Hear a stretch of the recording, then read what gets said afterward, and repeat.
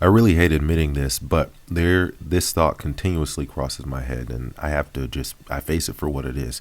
I'm constantly asking myself, am I too old to be trying to do this? Or am I, should I even be still messing around with throwing the ball? Like, most of this is college. I mean, college people do this. And there's college and then there's professionals. It's like there's no in between. There's not guys out here that are doing this, especially no, there's just not. And if there are anybody that still does it or what have you, they're a coach in high school, or I mean, they're a college hammer throwing coach or something to that nature. Like, nobody does this. And I just think about, oh, I should expect myself to throw further, and I should expect more from myself, or all that type of talk. And yes, I should expect more from myself. By the same token, that has nothing to do with like you being upset with where that you are right now. And this is a very, very weird thing to think. Like, yes, you should expect more from yourself, but you shouldn't be beating yourself up about where you are right now, because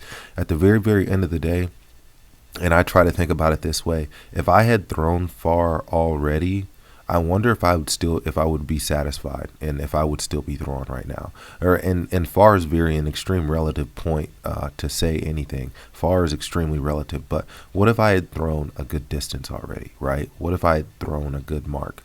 Like, where would I be? What would have happened, right? And the same thing goes with money to a certain degree. In the same sentence, I can ask, what if I had $1 million already? What if I had this? What if I had that? What if I had it already? And I don't think that there's an exact answer to that question at the end of the day. It's good that I let it pass my thought. It's good that I let it pass my brain, but at the end of the day, there's no point in overanalyzing that one, because at the end of the day, whether I had thrown further or whether I was more financially successful than I am right now, I wouldn't appreciate the process that it took to get from point A to point B.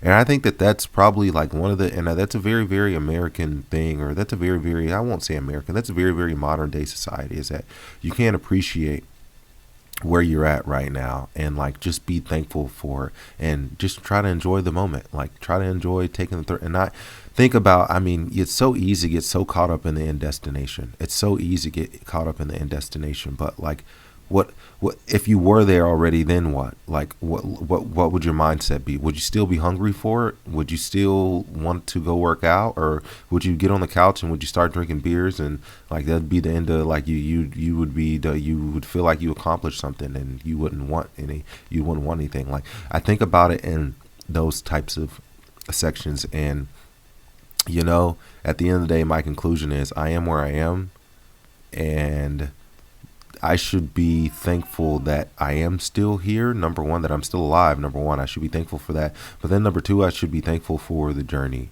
And that's a hard thing to appreciate, especially when you think about, oh, I'm going to get here. Or, oh, I want to lift this much or squat this much or do this much. And yeah, it's a very, very hard concept. Just fucking enjoy it. Like, just enjoy it. It don't last forever. Just enjoy it while it lasts. And that's kind of where my brain is. I don't let myself have mentally at this point in the game. I try not to let myself have a bunch of bad conversations with myself, is what this boils down to.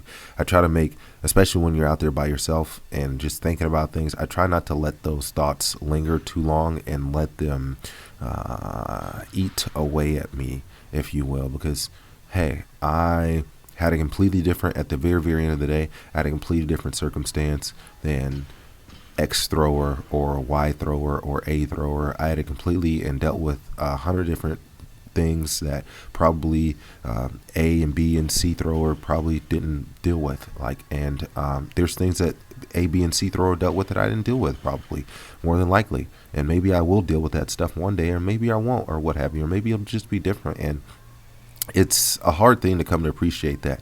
You cannot sit up and compare yourself to other people and compare yourself to this or that.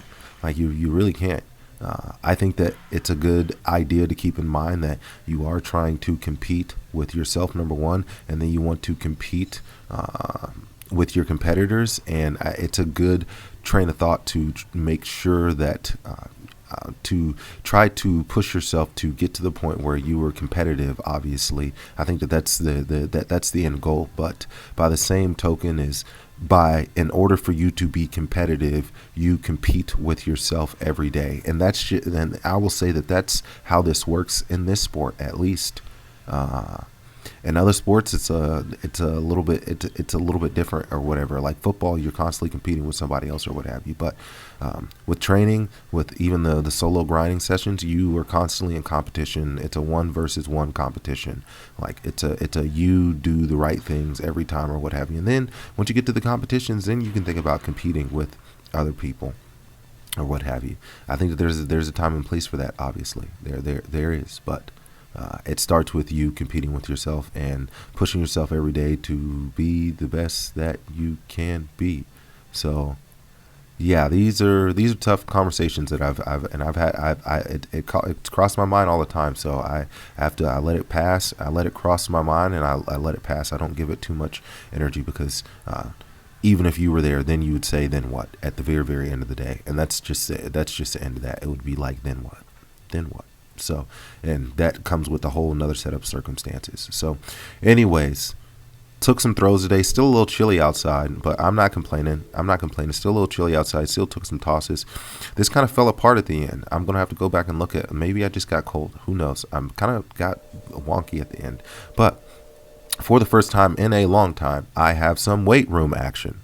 For the first time in a long time, I got some weight room action. The squats aren't where I want them to. I got a muscle snatch as well. Did that floor muscle snatch plus hip muscle snatch. It's getting there slowly but surely. But I'm not gonna sit up here and that's what happens when you don't lift, and when you don't have a barbell, you can't really do these movements. You can't. So there's no really way around that. I did a good amount of running today too. Got some good running in. That was a 3 to 4 hour sesh with the throwing and the lifting. So I got a lot done, and I'm going to try to make sure that I stretch, cool down, and ease out so that I can go back and hammer at it again tomorrow. But that's just all I got. You already know what the deal is. Run on your toes, keep your mouth closed, lock your doors, and save your throws. And most importantly, live to fight another day. I'm going to get out of here.